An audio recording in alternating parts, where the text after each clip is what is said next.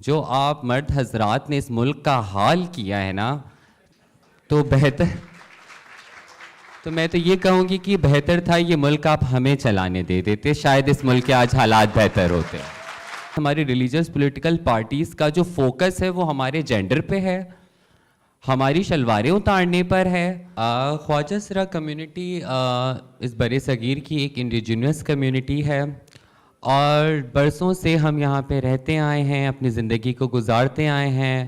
مغل ایرا تک تو ہمارا بہت اچھا دور تھا، لیکن اس کے بعد گورے آئے، گوروں نے ہمارا ستیہ ناش کیا. اور اس کے بعد جب سے پاکستان بنا تو پاکستان کی ہسٹری میں تو صرف ہمارا کوئی خاص اتنا کردار نہیں تھا، لیکن جب تک ہم ناچتے تھے، جب تک ہم روڈوں پہ کھڑے ہوتے تھے، تب تک اس عوام کو یا ہمارے جو ریلیجس اسکالرز ہیں یا ریلیجس ایکسٹریمسٹ پارٹیز ہیں ان کو کوئی اعتراض نہیں تھا. لیکن جس وقت ہمارا یہ قانون 2018 کا ایکٹ جو 2/3 میجورٹی کے ساتھ پارلیمنٹ سے پاس ہوا، اس کے بعد اچانک سے پچھلے سال جو ہے ایک organise paid hate campaign, sponsor campaign چلائی گئی خواجہ سرا کمیونٹی کے لیے، جس نے ہمارے وجود کو ہلا دیا، ہماری پہچان کو ہلا دیا. ہم ویسے ہی اس معاشرے کا سب سے پساوا طبقہ ہیں. In fact I know I'm not welcome here. مجھے پتہ ہے ابیرہ نے بڑی کوشش کر کے جو ہے ایک ٹرانسجنڈر پینلسٹ یہاں بٹھایا ہے. انفیکٹ آپ کے گیٹ پہ بھی مجھے روک لیا تھا اور انہوں نے کہا تھا نہیں یہ مفتاح اسماعیل صاحب کا ایونٹ ہو رہا ہے تو آپ 2 نمبر گیٹ پہ چلی جائیں. تو میں نے بولا چلیں شاید مجھ سے مسٹیک ہوئی ہے. میں نے انہیں بتایا میں پینلسٹ ہوں. انہوں نے کہا نہیں، and I'm wearing sari. تو پیدل چلنا بڑا مشکل تھا. میں پھر 4 نمبر گیٹ پہ گئی تو کہا نہیں میڈم آپ تو 2 نمبر گیٹ پہ ہی ہیں.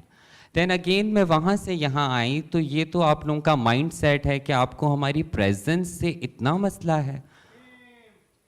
یہ ایک شرم کا تو مقام ہے. لیکن میں یہ دیکھتی ہوں، میں بھی کچھ اسپیچز سن رہی تھی وہاں سائڈ پہ بیٹھی ہوئی تھی، تو میں نے دیکھا ہم خواجہ سرا کمیونٹی بھی اس ملک کے لیے بہت پریشان ہیں. جو آپ مرد حضرات نے اس ملک کا حال کیا ہے نا، تو میں تو یہ کہوں گی کہ بہتر تھا یہ ملک آپ ہمیں چلانے دے دیتے، شاید اس ملک کے آج حالات بہتر ہوتے. کم ٹو دا پوائنٹ، اگر میں اپنے پوائنٹ پہ آؤں گی اور شارٹلی فنش کروں گی کہ خواجہ سراؤں پہ ایک آرگنائز ہیٹ کیمپین کی گئی، اور آج کل پاکستان میں نیولی حرام جو ہیں ہم لوگ کنسیڈر کیے جاتے ہیں. کیا پاکستان کے ایسے اکنومیکل کنڈیشن میں ہماری پولیٹیکل پارٹیز، ہماری ریلیجیس پولیٹیکل پارٹیز کا جو فوکس ہے وہ ہمارے جینڈر پہ ہے، ہماری شلواریں اتارنے پر ہے؟ ہمارے پچھلے 30 کے قریب قتل ہوئے، اچانک سے ایک ریز ہوا، اچانک سے آپ نے ہیٹ کیمپین کی، 30 لوگ ہمارے مارے گئے. اس سال 4 لوگوں کا بری طرح قتل ہوا ہے. اور آپ کو پتہ ہے پاکستان میں ہزاروں کی تعداد میں خواجہ سراؤں کا جینوسائیڈ ہوا، اور آج تک صرف ایک کیس میں ہمیں وکٹری ملی ہے. وہ بھی وکٹری اس وجہ سے ملی کہ وہ ماں باپ شاید اتنے غیرت مند تھے کہ انہوں نے کہا ہم پیسے نہیں لیں گے. ادروائز دیت کے قانون کے تحت تمام وہ ماں باپ پیسے لے لیتے ہیں جو پہلے ہمیں جوانی میں، بچپن میں اپنے گھر سے نکال دیتے ہیں اور پھر ہمارے مرڈر پہ اس کو کیش کرتے ہیں. تو ہمارا جو ٹاپک ہے وہ ہیٹ کیمپین ہے. آج میں اس چیز پہ آپ لوگوں سے بات کرنا چاہوں گی. پولیٹیکلی بھی کافی سارے لوگ آگے بیٹھے ہوئے ہیں، میں اتنا واقف نہیں ہوں کہ کون سا کس پارٹی سے ہے، بٹ میرا ایک سب کے لیے سوال ہے، آپ لوگ ہمارے لیے کھڑے کب ہوں گے؟ 75 سالوں سے آپ کی پرائرٹیز ہم نہیں ہیں. بڑی مشکلوں سے INGOs کے ذریعے ہم نے یہ بل پاس کروایا، بڑا فوکس دے کے خود سے کمیونٹی نے محنت کر کے ایک ایکٹ پاس کرایا. آپ سے وہ ایکٹ نہیں سنبھالا کیا؟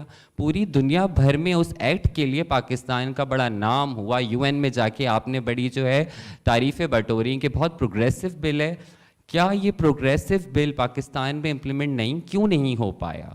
کیوں ایک ریلیجس طبقہ جس نے الیکشن کے چکر میں اپنی صرف ایک پبلسٹی دکھانے کے لیے پہلے وہ عورتوں کے خلاف تھے، آج وہ ہمارے خلاف ہو گئے، باقی جو مین اسٹریم پارٹیز ہیں کیوں انہوں نے فرنٹ پہ آ کے اس پہ بات کرنا پسند نہیں کیا؟ کیوں ہم کنٹروورشل ہو گئے؟